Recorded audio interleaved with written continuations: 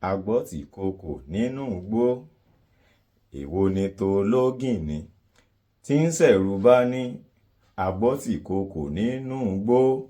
Surely shall we understand human being fearing spotted hyena in the forest, of being killed by spotted hyenas. But think about this, like fearing just ordinary cats, like domestic cats for that matter. How? Anyway, we can use this proverb. It's just literally, it means that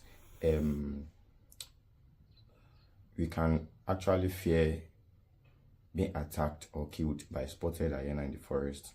But try, like, think about it. How we be fearing cats, domestic cats?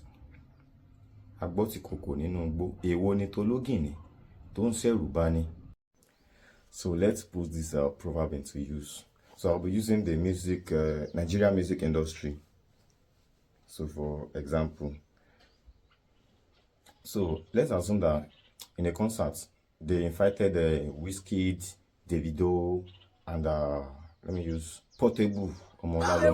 They now reserved seats, like categorically they reserved. So the seats Wizkid was supposed to sit on, Portable was already sitting on it.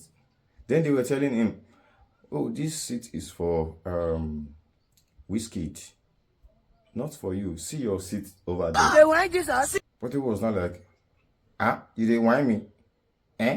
How now? That's not supposed to sit, So when he was talking, Wizkid just arrived. Wizkid was not like, how?